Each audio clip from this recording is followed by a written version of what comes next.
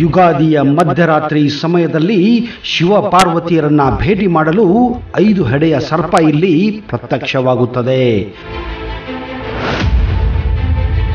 ಕೆಲ ವರ್ಷಗಳ ಹಿಂದೆ ಭಕ್ತರು ಹಾವು ರಾತ್ರಿಯ ಸಮಯದಲ್ಲಿ ದೇವಸ್ಥಾನದ ಗರ್ಭಗುಡಿಯಲ್ಲಿ ಹೋಗುವುದನ್ನು ಪ್ರತ್ಯಕ್ಷ ನೋಡಿದ್ದಾರೆ. ಇದಕ್ಕೆ ಜೀವಂತ ಸಾಕ್ಷಿ ಎನ್ನುವಂತೆ ಯುಗಾದಿಯ ನಂತರ ದೇವಸ್ಥಾನದ ಆಸುಪಾಸು 5 ಹೆಡೆಯ ಹಾವಿನ ಪೊರೆ.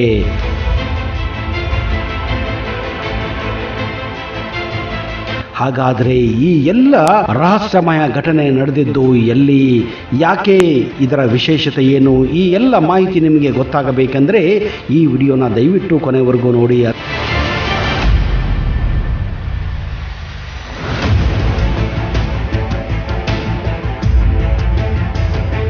ನಮಸ್ಕಾರ ಸ್ನೇಹಿತರೆ, ನಿಮಗೆಲ್ಲ ಮತ್ತೊಮ್ಮೆ ಆತ್ಮೀಯ ಹಾಗೂ ಅದ್ದೂರಿ ಸ್ವಾಗತ. ನೀಲಕಂಠ, ಶಂಕರ, ಪರಮಾತ್ಮ, ಕರುಣಾಸಾಗರ, ಭೋಲೆನಾಥನಾಗಿ ಸರ್ವರ ಮನದಲ್ಲಿ ನೆಲೆಸಿರುವುದು ಪರಮಾತ್ಮ ಆ ಶಿವಶಂಕರ.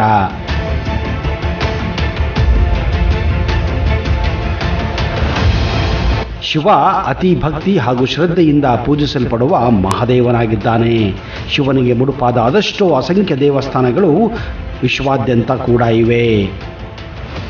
ಇದೇ ರೀತಿಯಲ್ಲಿ ನಮ್ಮ ಭಾರತದಲ್ಲಿ 12 ಜ್ಯೋತಿರ್ಲಿಂಗಗಳಿದ್ದು, ಜೀವನದಲ್ಲಿ ಒಮ್ಮೆ ಆದರೂ ಈ ಜ್ಯೋತಿರ್ಲಿಂಗಗಳ ದರ್ಶನ ಪಡೆದರೆ ಸಕಲ ಪಾಪಗಳಿಂದ ಮುಕ್ತಿ ಹೊಂದಿ ಮೋಕ್ಷ ಪ್ರಾಪ್ತಿಯಾಗುತ್ತದೆ ಎಂದು ಪುರಾಣಗಳಲ್ಲಿ ಉಲ್ಲೇಖ ಕೂಡ ಇದೆ. ಅಂತಹ ಶ್ರೇಷ್ಠ ಜ್ಯೋತಿರ್ಲಿಂಗಗಳ ಪೈಕಿ ಆಂಧ್ರ ಪ್ರದೇಶ ರಾಜ್ಯದ ಕರ್ನೂಲು ಜಿಲ್ಲೆಯಲ್ಲಿರುವ ಶ್ರೀಶೈಲ ಮಲ್ಲಿಕಾರ್ಜುನ ಕ್ಷೇತ್ರ ಕೂಡ ಒಂದಾಗಿದೆ.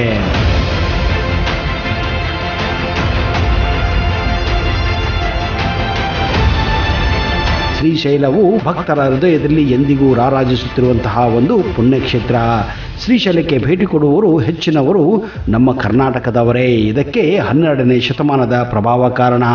ಅಕ್ಕ ಮಹಾದೇವಿ, ಅಲ್ಲಮಪ್ರಭು, ಸಿದ್ದರಾಮೇಶ್ವರ, ಮಹಾಶರಣೆ ಮಲ್ಲಮ್ಮ, ಗುಡ್ಡಪುರದ ದಾನಮ್ಮ ಹೀಗೆ ಹಲವು ಶರಣರು ತಮ್ಮ ಆಧ್ಯಾತ್ಮ ಸಾಧನೆಗಾಗಿ ಶ್ರೀಶೈಲವನ್ನು ಆರಿಸಿಕೊಂಡಿದ್ದರು. ಇಂತಹ ಶಿವಶರಣರ ಪ್ರಭಾವದಿಂದಲೇ ಕರ್ನಾಟಕದ ಭಕ್ತಾದಿಗಳು ಶ್ರೀಶೈಲಕ್ಕೆ ಪಾದಯಾತ್ರೆಯಲ್ಲಿ ಭೇಟಿ ನೀಡುತ್ತಾರೆ. ಅದರಲ್ಲೂ ಯುಗಾದಿಯ ಸಂದರ್ಭದಲ್ಲಿ ತಿಂಗಳ ಮೊದಲೇ ಪಾದಯಾತ್ರೆ ಪ್ರಾರಂಭ ಕೂಡವಾಗುತ್ತದೆ.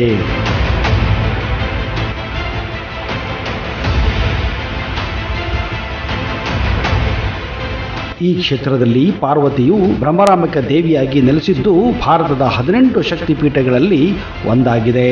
ಶ್ರೀಶೈಲದಲ್ಲಿ ಮಲ್ಲಿಕಾರ್ಜುನ ಸ್ವಾಮಿ ಹಾಗೂ ಬ್ರಹ್ಮರಾಂಬ ದೇವಿ ಆರಾಧನೆಗೆ ಒಳಪಡುತ್ತಾರೆ. ಮಲ್ಲಿಕಾರ್ಜುನ ಎಂಬುದು 2 ಪದಗಳಿಂದ ಉಂಟಾಗಿದ್ದು, ಮಲ್ಲಿಕಾ ಎಂದರೆ ಪಾರ್ವತಿ ದೇವಿ ಹೆಸರು, ಅರ್ಜುನ ಎಂದರೆ ಶಿವನ ಹೆಸರಾಗಿದೆ. ಇದೇ ಕಾರಣ ಈ ಕ್ಷೇತ್ರವನ್ನ ಮಲ್ಲಿಕಾರ್ಜುನ ಶ್ರೀಶೈಲ ದೇವಸ್ಥಾನ ಎಂದೇ ಕರೆಯಲಾಗುತ್ತದೆ.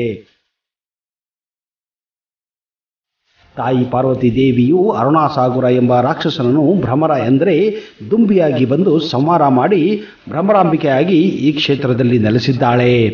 ಶ್ರೀಶೈಲದಲ್ಲಿ ನೆಲೆಸಿರುವ ಭ್ರಮರಾಂಬ ದೇವಿ ಮಹಾಶಕ್ತಿವಂತೆ. ಸೂಕ್ತ ವಯಸ್ಸಿನಲ್ಲಿ ವಿವಾಹ ಆಗದವರು, ಮಕ್ಕಳಿಲ್ಲದವರು, ಅನಾರೋಗ್ಯ ಇರುವವರು ಈ ದೇವಸ್ಥಾನಕ್ಕೆ ಬಂದು ತಮ್ಮ ಕಷ್ಟಗಳನ್ನು ಪರಿಹರಿಸಿಕೊಳ್ಳುತ್ತಾರೆ.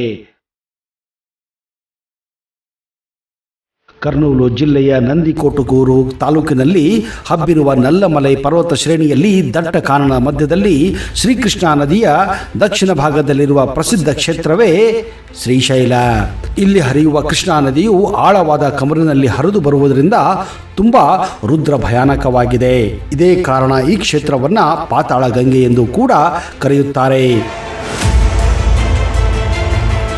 ಪ್ರಾಚೀನ ಕಾಲದಿಂದಲೂ ಶ್ರೀಶೈಲ ಯಾತ್ರೆಯು ಮೋಕ್ಷದಾಯಕವೆಂದು ಭಕ್ತರ ನಂಬಿಕೆ. ಉತ್ತರದಲ್ಲಿ ಕಾಶಿಯಂತೆ ದಕ್ಷಿಣದಲ್ಲಿ ಶ್ರೀಶೈಲವು ಪವಿತ್ರವೆಂದು ಭಾರತೀಯರ ನಂಬಿಕೆಯಾಗಿದೆ. ಶ್ರೀಶೈಲ ದೇವಾಲಯದ ಗರ್ಭಗುಡಿ ವಿಶೇಷತೆ ಹಾಗೂ ವಿಸ್ಮಯತೆ ಅಂದರೆ ಶಿವ ಹಾಗೂ ಪಾರ್ವತಿಯರು ಒಂದೇ ಸ್ಥಾನದಲ್ಲಿ ಅಂದರೆ ಜ್ಯೋತಿರ್ಲಿಂಗದಲ್ಲಿ ಉಪಸ್ಥಿತರಿರುವುದು. ಇನ್ನು ಯಾವುದೇ ಜ್ಯೋತಿರ್ಲಿಂಗದಲ್ಲಿ ಪಾರ್ವತಿ ಶಿವನ ಜೊತೆ ಇಲ್ಲ. ಈ ದೇವಾಲಯದ ಗರ್ಭಗುಡಿಯ ಅತ್ಯಂತ ರಹಸ್ಯಮಯ ವಿಷಯವೇನೆಂದರೆ, ಇಂದಿಗೂ ಶಿವರಾತ್ರಿ ಹಾಗೂ ಯುಗಾದಿಗಳಂದು ರಾತ್ರಿ ದೇವಸ್ಥಾನದ ಬಾಗಿಲು ಮುಚ್ಚಿದ ಮೇಲೆ ಶಿವ ಮತ್ತು ಪಾರ್ವತಿ ಇಲ್ಲಿಗೆ ಬಂದು ನೆಲೆಸುತ್ತಾರೆ ಮತ್ತು ಬ್ರಹ್ಮ ಮುಹೂರ್ತದ ಸಮಯದಲ್ಲಿ ಇಲ್ಲಿಂದ ವಾಪಸ್ಸು ಕೈಲಾಸಕ್ಕೆ ಹೋಗುತ್ತಾರೆ ಎನ್ನುವ ಪ್ರತೀತಿ ಇದೆ. ಅಷ್ಟೇ ಅಲ್ಲದೆ ಯುಗಾದಿಯ ಮಧ್ಯರಾತ್ರಿಯ ಸಮಯದಲ್ಲಿ ಶಿವಪಾರ್ವತಿಯರನ್ನು ಭೇಟಿ ಮಾಡಲು 5 ಹೆಡೆಯ ಸರ್ಪ ಇಲ್ಲಿ ಪ್ರತ್ಯಕ್ಷವಾಗುತ್ತದೆ ಎನ್ನುವ ವಾಡಿಕೆ ಕೂಡ ಇದೆ. ಕೆಲವು ವರ್ಷಗಳ ಹಿಂದೆ ಕೆಲವು ಭಕ್ತರು ಹಾವು ರಾತ್ರಿಯ ಸಮಯದಲ್ಲಿ ದೇವಸ್ಥಾನದ ಗರ್ಭಗುಡಿಯಲ್ಲಿ ಹೋಗುವುದನ್ನು ಪ್ರತ್ಯಕ್ಷ ನೋಡಿರುವ ಹಲವಾರು ಉದಾಹರಣೆಗಳಿವೆ. ಇದಕ್ಕೆ ಜೀವಂತ ಸಾಕ್ಷಿ ಎನ್ನುವಂತೆ ಯುಗಾದಿಯ ನಂತರ ದೇವಸ್ಥಾನದ ಆಸುಪಾಸು ಸಿಕ್ಕಿರುವ 5 ಹೆಡೆಯ ಹಾವಿನ ಪೊರೆ.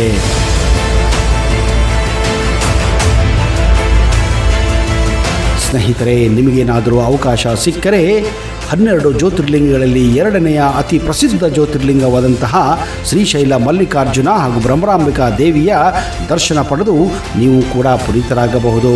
ಅದರಲ್ಲೂ ಶಿವರಾತ್ರಿ ಹಾಗೂ ಯುಗಾದಿಯಲ್ಲಿ ಈ ದೇವಸ್ಥಾನಕ್ಕೆ ಭೇಟಿ ಕೊಡುವುದು ಅತ್ಯಂತ ಒಳ್ಳೆಯ ಸಮಯ ಎಂದು ಹೇಳಲಾಗುತ್ತಿದೆ. ಸ್ನೇಹಿತರೆ, ಇಂತಹದೇ ಅಚ್ಚರಿಯ ಹಾಗೂ ಕುತೂಹಲ ಮಾಹಿತಿಯೊಂದಿಗೆ ಮುಂದಿನ ಸಂಚಿಕೆಯಲ್ಲಿ ಮತ್ತೆ ಬರುತ್ತೇನೆ. ಅಲ್ಲಿಯವರೆಗೆ ಜೈ ಹಿಂದ್, ಜೈ ಕರ್ನಾಟಕ. ನಿಮಗೆಲ್ಲ ಶುಭವಾಗಲಿ.